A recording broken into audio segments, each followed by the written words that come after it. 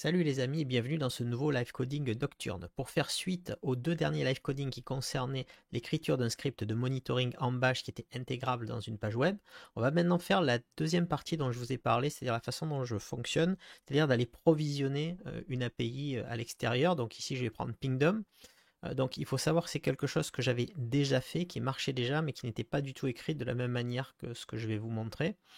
Donc en fait, je profite, comme j'ai réécrit le monito bash complètement, je vais réécrire aussi cette partie-là en faisant appel à un seul script avec des options, plutôt que avant j'avais un gros méli-mélo de code avec des curls un peu dans tous les sens qui s'écrivaient dans des fichiers qui étaient relancés avec des numéros d'ID uniques. Et tout ça, je vais le simplifier pour faire un script, je pense, qui à la louche va faire quelques dizaines de lignes et va me permettre de faire à la fois le provisioning. Je vais passer dans quelque chose de plus visuel qui va me permettre à la fois de faire le provisioning. Est-ce que je peux vous afficher mon Firefox? Donc ça, c'était notre script de monitoring. Et l'idée, c'est de venir checker et de faire le provisioning donc chez Pingdom. Donc j'ai un compte Pingdom que j'ai ouvert. J'aurai sous les yeux en même temps. Je ne vous laisserai pas l'écran, mais vous pouvez aller la consulter. C'est en fait la doc sur l'API Pingdom. Même si je connais à peu près bien ce que j'appelle de temps en temps, je peux avoir besoin de jeter un coup d'œil dessus. L'idée, c'est qu'on va en fait venir checker cette page, vérifier si tous les statuts sont à OK, enfin en tout cas s'il n'y a pas de statut en erreur, et s'il y a une statut en erreur, au bout d'un certain laps de temps, envoyer une alerte. Donc l'idée c'est que je puisse le provisionner et le déprovisionner, le décommissionner de façon simple automatiquement dans mes scripts de provisioning. Du coup, je vais fermer ça. Là, vous avez une idée déjà de la syntaxe que je veux obtenir. Donc dans l'idée, je veux pouvoir pusher un nom de client. Donc encore une fois, c'est pour mes propres besoins. Donc ce qui m'intéresse en fait, c'est que j'ai pas besoin de beaucoup d'informations, c'est un nom de client, un host et une URL de monitoring. Donc cette URL là, j'ai volontairement, vous voyez, j'ai pris les exemples qui correspondent à la page que je vous montrais juste avant ici, hein, la page de démo depuis qu'on avait fait. Dans la pratique, en fait, cette partie de l'URL, elle est générée automatiquement par un script. Donc après, elle est stockée dans une variable et dans un fichier de configuration. Mais comme ça, je vous le montre sur le script qu'on a déjà fait ensemble sur la même URL.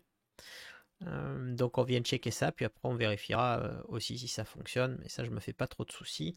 Donc ça va surtout être le provisioning. Donc on va le faire en bash. J'aurais peut-être besoin non pas de code Python, mais d'appeler une petite commande Python pour décoder. Ben, on verra, je vérifierai en ligne de commande, mais de mémoire, je vais m'embêter beaucoup sinon en bash juste pour décoder le format en fait de retour de Pingdom. Et ça va être à peu près tout. Donc on va avoir deux actions, une action qui consiste à ajouter le monitoring et une action qui consiste à le supprimer. Ok, on a le Sublime Text ici. Est-ce que j'ai un Terminator sous la main? Oui, voilà, j'ai fait typiquement. Ça, c'est la ligne de commande que je me suis déjà programmée à laquelle je veux arriver. Alors pour l'instant, forcément, ben, elle fait rien parce que ben, elle est vide. Il n'y a que la licence avec la syntaxe que j'ai imaginée, mais qui me permet de garder mon objectif facilement en tête. Que vous dire de plus? Ben, pas grand-chose. Je pense que c'est parti inutile de faire traîner inutilement. Donc pour l'instant, je rebasculerai sur le Terminator quand je fais des tests, parce que des fois en fait je teste les commandes que je mets dedans quand je suis pas sûr pour voir le résultat obtenu. Euh, Et c'est parti. Donc je vais commencer par... Alors, vous voyez, j'ai déjà noté les options hein, que je voulais. N pour Customer Name, c'est pour name dans mon esprit. H c'est pour host. U c'est pour URL, l'URL de monitoring. T, alors T c'est propre à moi, ça pareil, hein. Ça vous n'avez pas forcément besoin de votre côté. C'est que moi, en fait, j'ai des templates. Si j'installe pour ScalarX par exemple, ou si j'installe pour Digital Network, il y a des spécificités. Dans l'intégralité en fait de mon soft qui fait le provisioning, les installations de serveurs, de composants, etc. Du coup, c'est valable aussi pour le monitoring parce que bien sûr, si je vais taper dans l'API Pingdom, je ne vais pas taper sur le même compte en fonction en fait de la société. Et une action, donc qui peut être remove ou add, hein, donc qui consiste à enlever ou à ou à ajouter le moniteur en question. Comme d'habitude, chaque fois que je décide de vous faire une vidéo, je suis bien fatigué. Mais bon, je pense que on va essayer de faire quelque chose qui va. Puis si ça va pas, je ne plaindrai pas. C'est parti. On va commencer par les options pour implémenter ça. Ça va être. Je vais utiliser exactement la même chose que j'utilise déjà dans le reste de mes scripts. Grosso modo, on fait un while getUps avec une lettre. En bash, en fait, ça marche avec des lettres. On peut faire des options longues avec des tirets-tirés, mais en fait, vous convertissez des lettres dans ce cas-là. Donc là, il n'y a aucun intérêt, sachant que moi, en fait, la lettre me convient très bien. Numéro 2, c'est appelé par un automate, donc ça n'a vraiment aucune importance. Je pourrais même passer de ça et mettre juste des $1, $2, $3, $4, $5, ce sera encore plus court. Parce qu'il n'y aura pas beaucoup d'options. Mais j'ai décidé que j'allais faire comme ça, donc c'est parti quoi. Donc on va faire un while get opts et là on va déclarer nos options. Alors la première on a dit que c'était n, ensuite on a dit que c'était h, ensuite on a dit que c'était u, ensuite on a dit que c'était t template et pour finir a. Ok. On va déterminer variable opt, et donc on va faire notre do, et là on va réfléchir, est-ce qu'une option est trouvée, donc option found, on va positionner ça à 1, et là on va faire notre case. Alors, je m'amuse à changer régulièrement la façon dont j'écris les variables pour vous montrer qu'il y a plein de façons de faire passage. Non mon ami, je n'ai pas besoin de for. Ça c'est une fonctionnalité de Sublime Text qui m'a tout rempli comme un grand, mais des fois ça a tendance plutôt à me perturber. J'aurais peut-être dû l'attaquer sous VI. Est-ce que j'ai des... Bon, on va continuer comme ça pour l'instant. J'allais dire, est-ce que j'ai des copier-coller beaucoup à faire, etc. Je suis plus à l'aise avec... donc là, on va reprendre nos options, hein, tout simplement, comme dans un case classique. Pardon. Donc il y aura N, il y aura donc H, il y aura donc U, il y aura donc T, il y aura donc A, bien sûr. Après, il y aura, si c'est une autre option qui n'est pas dans la liste, on mettra ça pour les options invalides. Je vais me noter invalide à côté. Et si des fois, il n'y a pas d'argument, tout simplement. Je réfléchis. Moi, ça sera tout. On finit avec un exact down. Voilà, exec, parce que c'est un case qu'on a ouvert, hein, tout simplement. Exec, si vous lisez, c'est case à l'envers, C-A-S-I. Pour la petite histoire. Donc, ici, qu'est-ce qu'on va faire? On va prendre, on va définir nos variables. Donc, on va faire customer name, par exemple, pour nom du client, qui va être égal donc à optarg, opt-arg. Voilà, il faut terminer les cases, je vous l'ai déjà montré dans une autre vidéo, hein, je crois. Il faut toujours terminer avec les deux points virgules, sinon vous aurez un petit message d'erreur. Après, le host, on peut l'appeler host ou host to check, host à checker. Donc c'est pareil en fait, hein, ça va être l'optarg. Ok. Je pourrais d'ailleurs m'amuser. Vous voyez, je commence déjà à faire n'importe quoi, je vois. Alors, je suis désolé, j'ai très mal aux yeux en plus. Je vois pas beaucoup sur l'écran. On va quand même essayer de le faire. Donc ensuite, on a quoi? On a l'URL en fait. Donc ce qu'il y a derrière notre slash, qu'on va appeler, je ne vais pas m'embêter, je vais appeler ça pareil, URL to check. On va limiter la fatigue en faisant comme ça. T c'est le template, tout simplement. On avait déjà le égal. Et enfin, A, j'ai dit que ce serait l'action à effectuer. Et c'est pas mal, je pense. Ici, on va plutôt mettre un écho. On va s'amuser à peut-être mettre ce que j'avais défini. J'ai peut-être souvent je définis des couleurs. Ah, c'est vrai que je les ai pas mis, on s'en fout pour l'instant. Je vais juste mettre un invalid option. Invalid option par exemple. Peut-être on peut lui donner, lui dire ce que c'est. Allez, genre en lisant targ. Voilà, genre cette option que je te donne, elle est invalide. Voilà. Et on fait au cas où on sort en fait, on sort avec un statut d'erreur. Et dans le cadre où par contre il n'y a pas d'argument qui a été passé, dans mon cas ça n'arrivera pas parce que pour la démo je vais le faire en ligne de commande, mais moi c'est encore une fois c'est dans un automate, donc ces situations elles n'ont pas vraiment de raison de pouvoir se produire. Là on peut mettre, je sais pas moi, option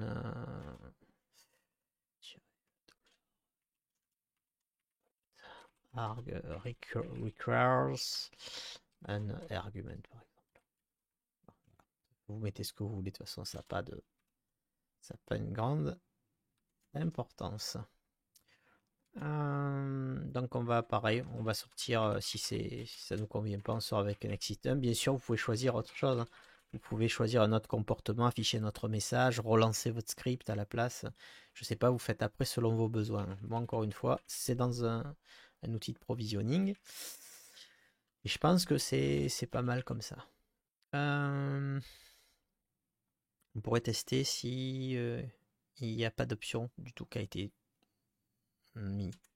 Ça c'est aussi une genre si on n'a pas mis du tout d'option, genre avec $1 option, j'aurais pu le, c'est vrai que j'écris pas forcément option found, et du coup c'est pas une obligation d'écrire les variables en majuscules, c'est juste conseillé facilement les repérer, donc je fais l'effort pour vous. Je le fais pas toujours pour moi. Donc on a dit $option found. Donc si option found, on a dit bah, si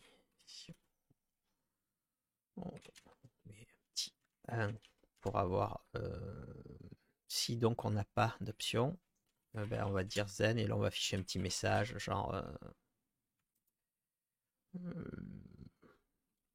non option found, I can't work without option.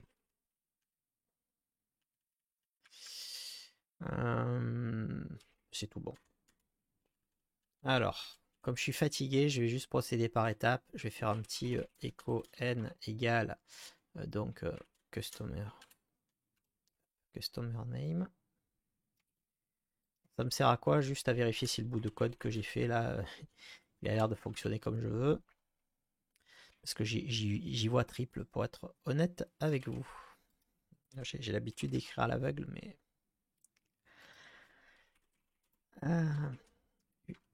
Égal. URL to check. Et on va vérifier le T pour template.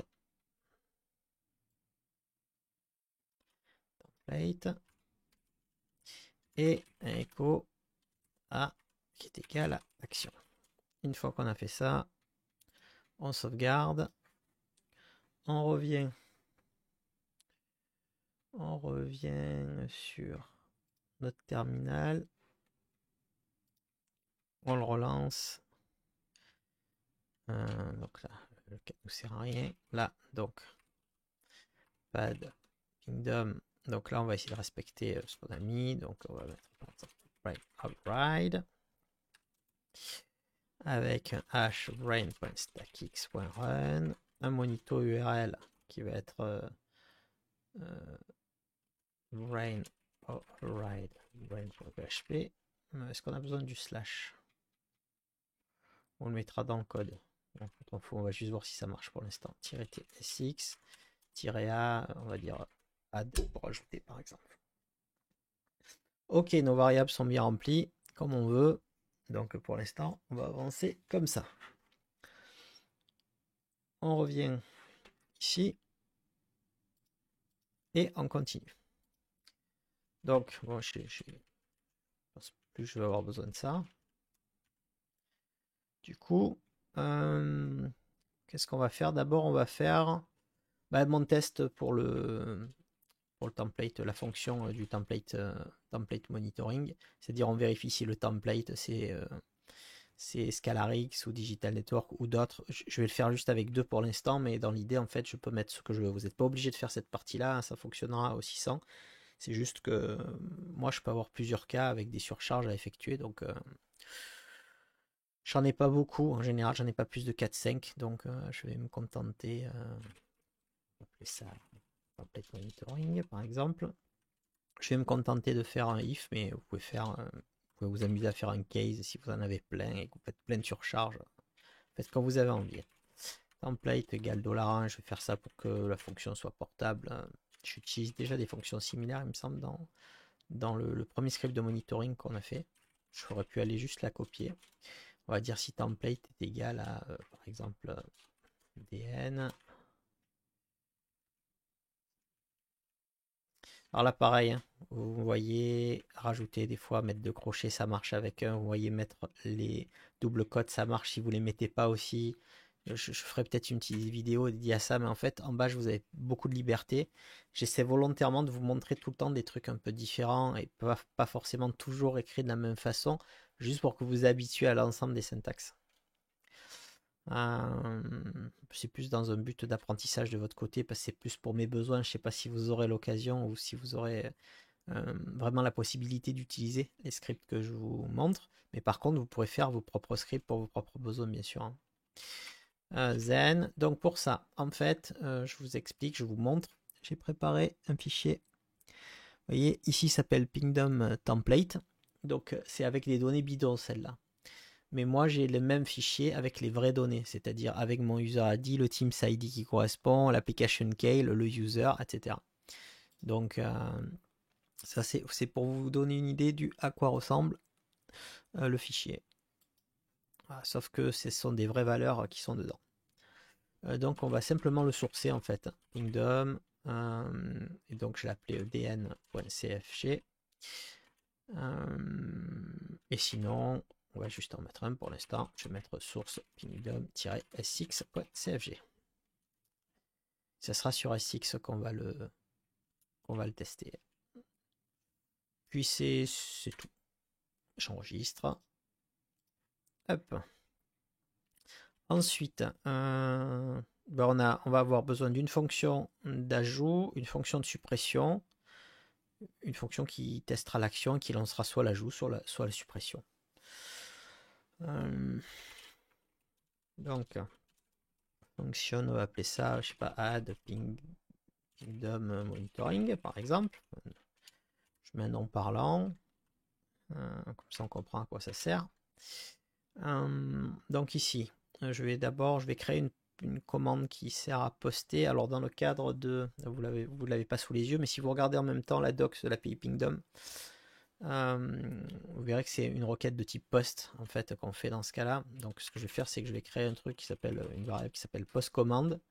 Et je vais pas m'embêter, je vais mettre ma requête curl dedans. Donc on va faire un curl silent x post, donc pour faire un post, et il faudra envoyer un header parce que c'est comme ça qu'en fait l'API Pingdom va vous authentifier. Ensuite, il faut faire notre post commande. Alors là, il faut que je regarde 2 minutes la doc de l'API parce que je me souviens pas tout de tête.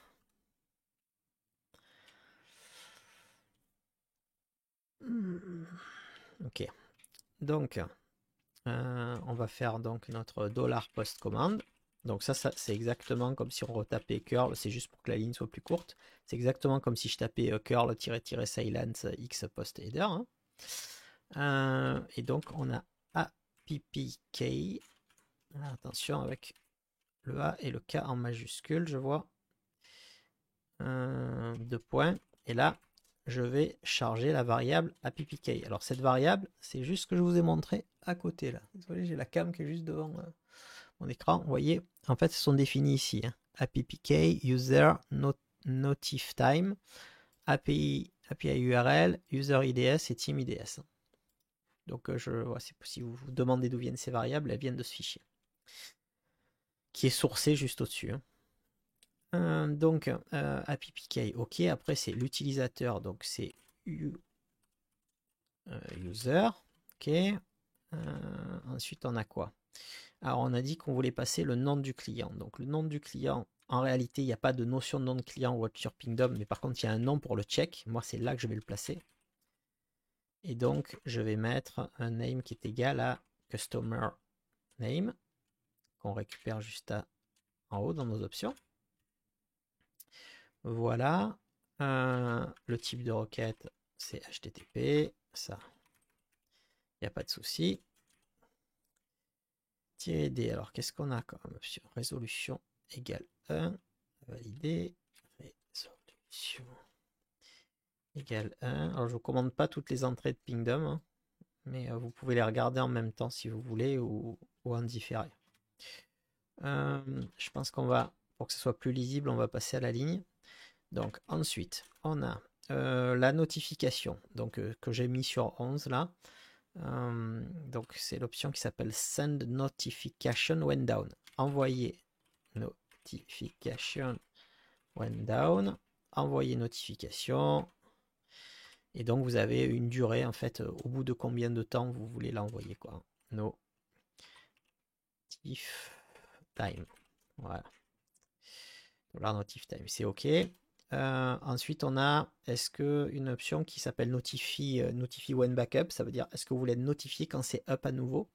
Donc dans mon cas, oui, je souhaite être notifié quand ça redevient up. Donc c'est pareil, c'est notify when backup. Heureusement, les noms de variables sont pas trop tordus. Égale true. Je vais passer encore à la ligne.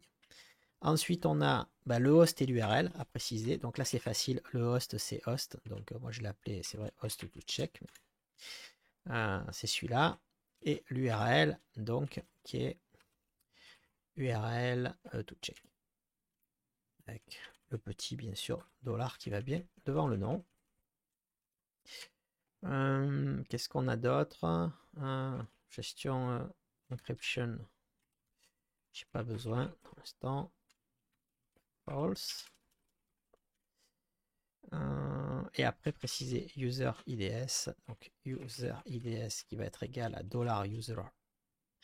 Il ne peut pas aller le chercher parce qu'il est dans le nôtre, il est dans le fichier qu'on source, donc il n'est pas capable, Sublime Text tout seul, d'aller le sourcer.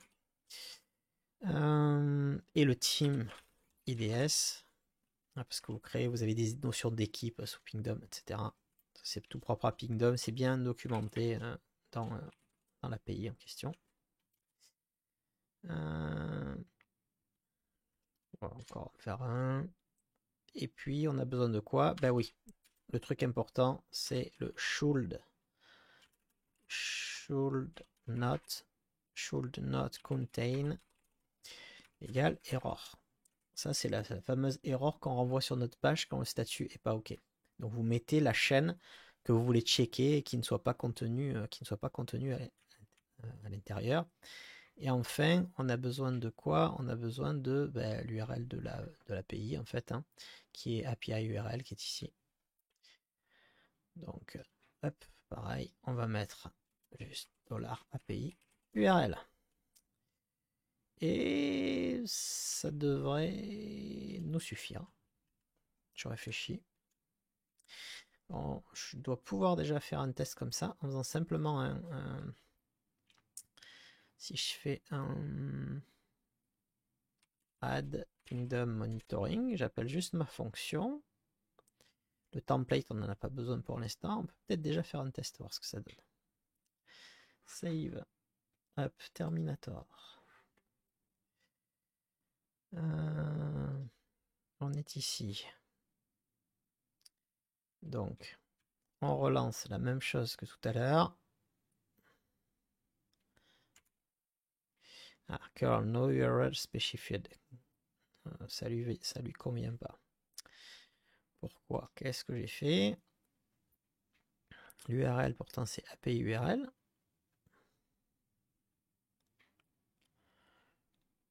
Je peux pas vous montrer un bash-xv parce que ça va montrer mes credentials. Ce que je vais faire en fait, c'est que je vais vous le cacher juste le temps de vérifier. Hop.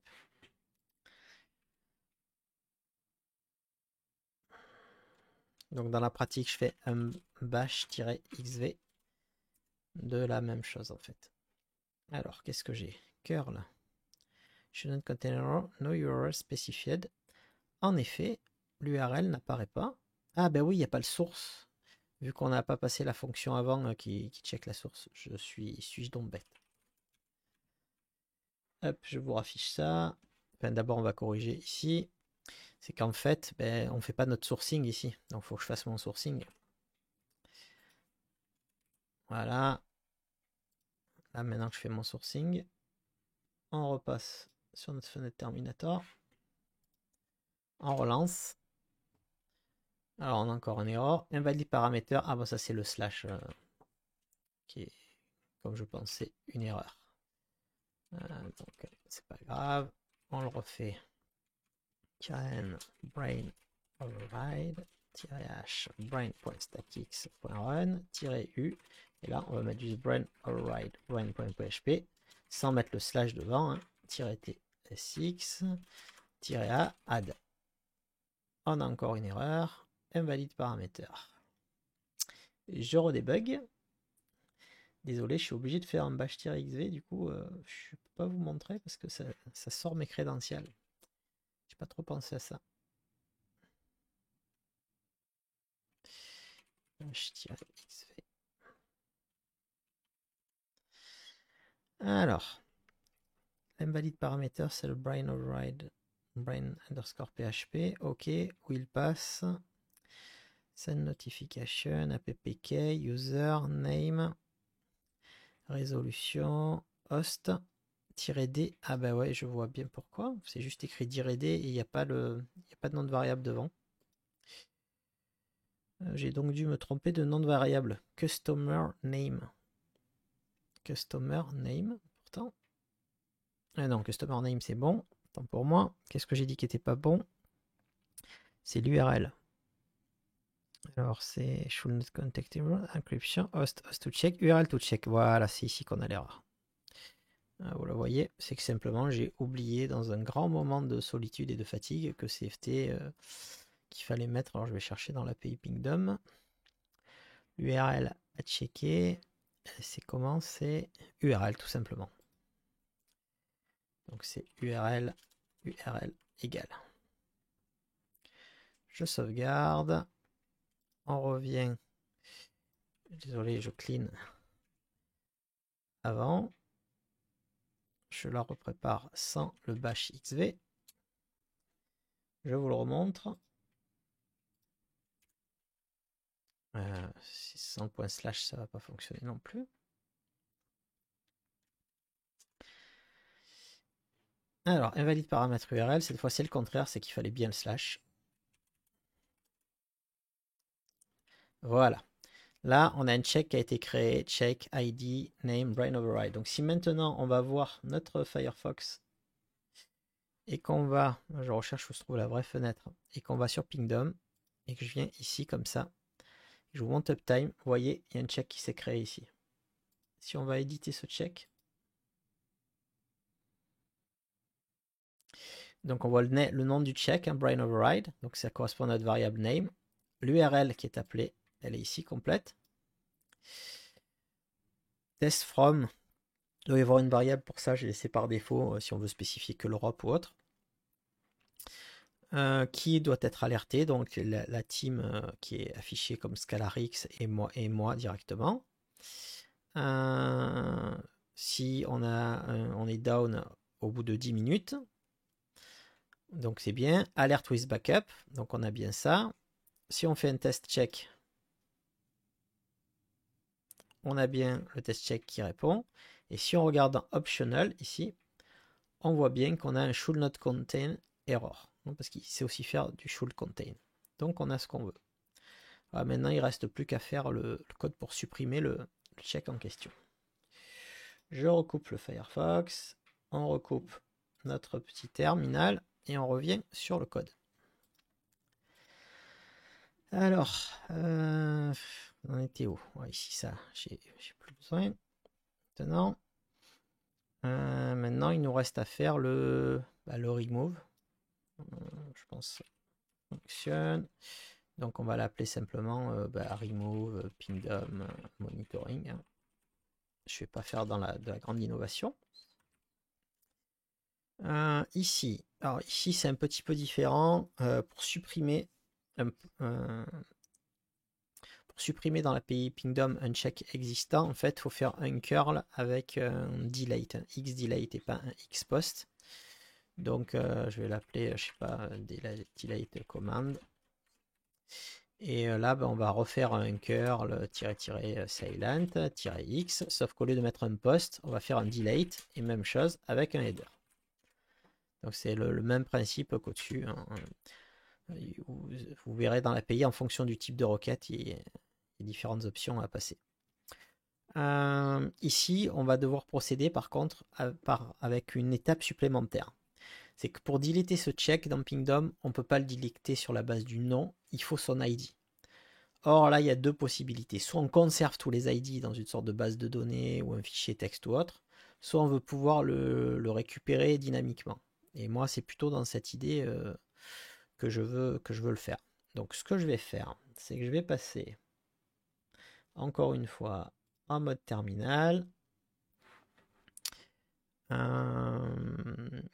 Ce que je vais faire en fait, c'est que je vais sourcer. Je réfléchis que ça ne me fasse pas de bêtises. Comment j'ai appelé mon template? Déjà mon fichier CFG là au-dessus. C'est pingdom-sx, on va dire. Pingdom-sx.cfg. Voilà, maintenant que c'est sourcé, du coup, il a chargé toutes les variables qui sont dedans. Donc, on va avoir besoin d'aller récupérer l'ID.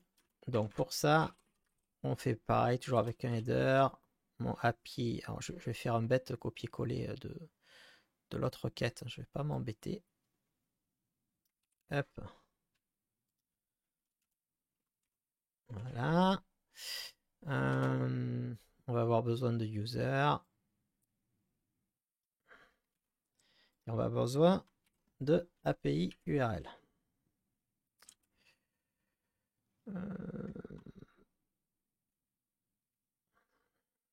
Voilà. API URL. OK. Si je fais ça, ça va lister tous mes checks. Est-ce que j'ai quelque chose de particulier dedans? Pas vraiment.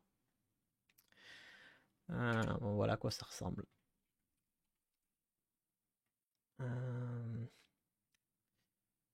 Faudra peut-être que je vous donne un petit coup de... Je crois pas qu'il y ait d'informations confidentielles, mais je vérifierai quand même. Ouais, parce qu'il y a les URL de check du coup. Du coup, je serai obligé de donner un petit coup de floutage. Désolé. Donc maintenant, ça, j'ai besoin de le rendre un peu plus lisible. Pour un peu plus lisible, ici, je vais pas m'embêter. Je vais utiliser un petit truc en Python parce que derrière, c'est du JSON. Et manipuler le JSON en bash, c'est pas top. On pourrait sûrement écrire un truc pour le faire nativement, mais ce serait beaucoup trop long pour moi. Donc à la place, j'utilise ça. Et là, je vais avoir quelque chose de beaucoup plus lisible. Donc là, ça tombe bien, je ne serai pas obligé de vous flouter parce que le dernier qu'on voit de la liste sur les 43 checks qui sont sur ce compte, c'est justement ce qui nous concerne. Donc, on voit bien l'ID, created, etc. Donc notre objectif ici, c'est quoi? C'est de pouvoir récupérer cet ID. Donc, on va reprendre notre ligne ici. Pour récupérer ça, on peut d'abord récupérer on sait qu'on veut récupérer ID et le hostname dans l'instant. Donc, ce qui va avec le hostname. Donc, je vais faire grep w hostname et on va faire backslash pipe, donc j'ai dit de ID. Alors là, je vais pas lancer la requête, sinon il va falloir que je vous la refoute. Je vais faire un grep-to-w. Alors là, ça serait le host to check, la variable, mais je ne l'ai pas renseigné, donc on va la mettre à la main. Donc je vais mettre brain.stackx.run. Hop, voilà. Et là, voilà ce qu'on obtient si je fais ça.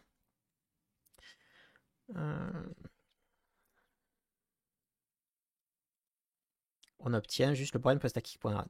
Nous, ce qui nous intéresse, donc ici, vous voyez, c'est tout un lot. Et moi, ce qui m'intéresse, c'est de récupérer ça. Donc en fait, on va pouvoir jouer avec... on a plusieurs façons de faire ici. On a plusieurs façons pour le faire. Je réfléchis. Le plus simple, c'est récupérer. On est là. Alors, si vous allez voir dans les options de grep, en fait, vous avez la possibilité d'aller grepper des lignes avant ou après. Donc ici, ça va nous faire un B1, je pense, ou un A1. Voilà. Si je fais ça, on va donc récupérer le hostname, ce qui nous intéressait, et on va récupérer, vous voyez, le champ ID, ici qui correspond. Maintenant qu'on a tout ça, on a besoin de récupérer plus que l'ID lui-même. Pourquoi on avait besoin de grepper brain? Parce que c'est cette ID-là qu'on veut et pas les autres. Donc pour faire ça, bon, on peut commencer par faire un grep-wid. Alors il faut se méfier quand même quand je fais ça. Parce que si je me retrouvais dans un cas où dans le hostname, ça s'appellerait id.stackx.run, alors ça peut jamais arriver dans mon cas. Ça peut jamais arriver parce que le hostname, c'est un code qui est généré, qui fait un nombre de caractères minimum, etc. Sinon, je pourrais faire peut-être quelque chose comme ça. Voilà. Là, on est sûr vraiment que c'est ID et qu'on ne retrouvera pas ces caractères. J'aurais eu tendance à le faire juste avec un grep WID sinon. Et ensuite, on veut récupérer juste l'ID lui-même. Donc, il y a plusieurs façons de faire. Soit on pourrait faire enchaîner des cuts, genre faire cut-d, avoir le séparateur, -F2, on va avoir là, après on a un deuxième séparateur, cut-d, qui est la virgule, etc. Et puis après on réduit, on enlève juste l'espace avec un sed par exemple. Soit ce qu'on peut aussi faire, c'est utiliser simplement grep-o. Et là, c'est de lui préciser que ce que je veux, c'est uniquement ce qui est chiffré sur cet ID. Donc uniquement ce qui contient ce qu'on appelle des digits en anglais. Donc on lui dit digit, tout simplement. Voilà. Et là, normalement, voilà, j'ai ce qui m'intéresse. J'ai ce qui m'intéresse, donc j'ai ma ligne. Hop, on va repasser ici. J'y vois plus rien, c'est pas top.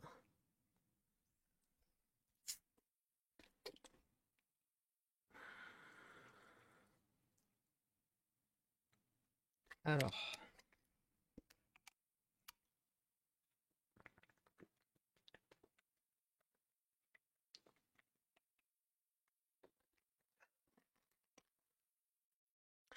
ici c'est le check de l'ID ou la récupération de l'ID, je vais l'appeler ID check par exemple, qui est égal à $. Et là, je vais coller mon truc, sauf qu'il va falloir qu'on vienne remplacer notre brain.stackx.run du coup par notre variable qui est le host to check. Host to check. Je crois que c'est la seule variable que j'ai utilisée dedans qui n'était pas. Je regarde. Tac tac. Ah, on doit être bon. Est-ce que j'ai bien mis une parenthèse à la fin?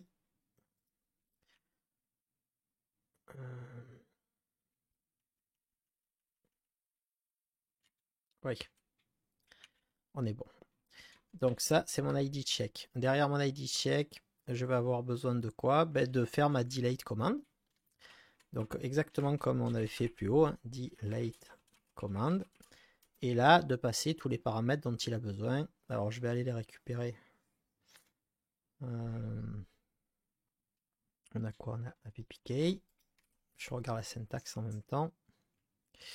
On a le -u user, ça change pas. -u user. Ensuite, ppk user. On a le host. Host to check. Alors là, c'est le host directement si je lis la syntaxe. Host égale host to check, ce serait donc ça. Comme ça.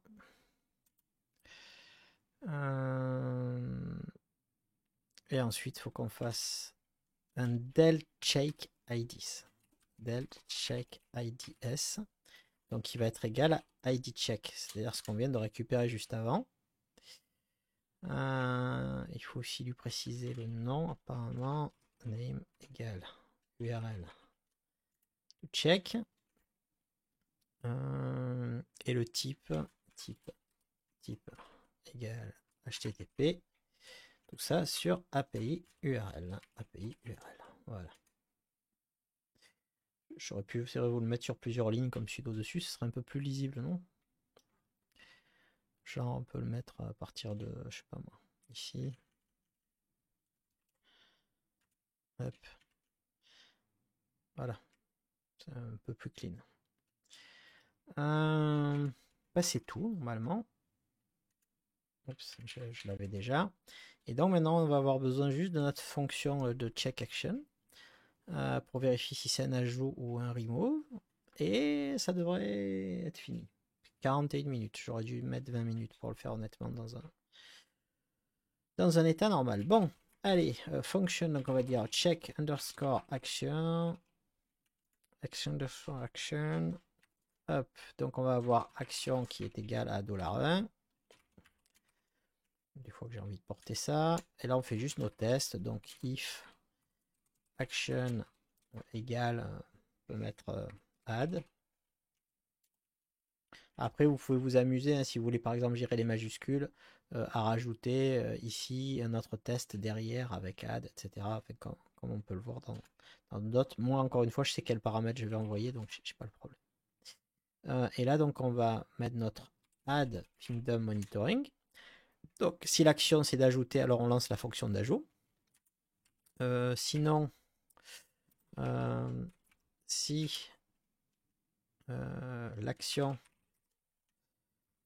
c'est d'enlever, then, et là on va faire remove, donc pingdom monitoring. Après on pourrait se réserver un petit else, echo, je sais pas moi, no action found doing nothing. Je sais pas. Et mettre un exit ou. Et un fi. Allez. Maintenant, il ne nous reste plus qu'à faire quoi? Ben, il ne nous reste plus qu'à appeler notre fonction template monitoring, notre fonction check action $action, qu'on a récupéré plus haut, qui elle-même va appeler les deux autres fonctions, et normalement c'est fini. Alors, on repasse sur Terminator, et on va voir, je trouve la fenêtre,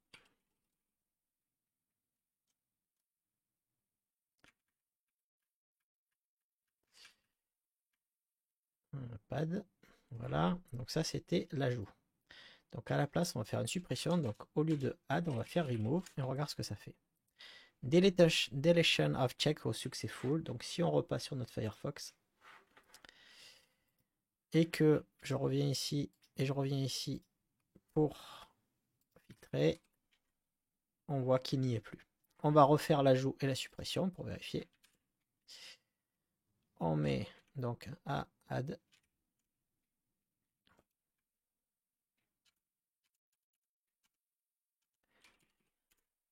Voilà, on a l'ajout du check. On vient vérifier. Ah, vous ne l'avez pas vu, je vous le remontre. Hop. Firefox. Ici, on a bien le check qui s'ajoute. on vient vérifier sur notre Firefox. Synthétique, uptime. Voilà, on a bien le statut. Edit, on peut même s'amuser à aller checker. Je vais faire hop.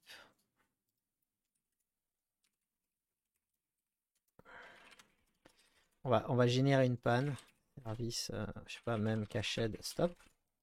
Quand on génère une panne comme ça, si je vous remonte la fenêtre, ici, le temps que je retrouve StackX, si je rafraîchis, vous voyez, on a une erreur sur même cache. Donc, ici, si je fais un test check,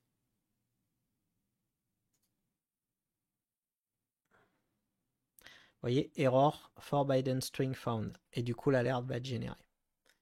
Donc, on le remet en état normal. Je refais un start du même cache dans la pratique. Je reviens ici et on teste. Et là, on est bien OK à nouveau. Alors, du coup, en fait, il met un temps avant de passer au vert. Il faut qu'il ait attendu un certain nombre de minutes. Maintenant, on va le supprimer. Donc, on revient sur notre Terminator. On revient en arrière. On fait notre remove. Et voilà, deletion of check was successful. On revient vérifier dans notre Firefox sur Pingdom s'il a bien été supprimé. Hop, hop, hop. Et hop. Et il a bien été supprimé. Voilà, bon ben du coup, ça a été un peu plus long que ça aurait dû être.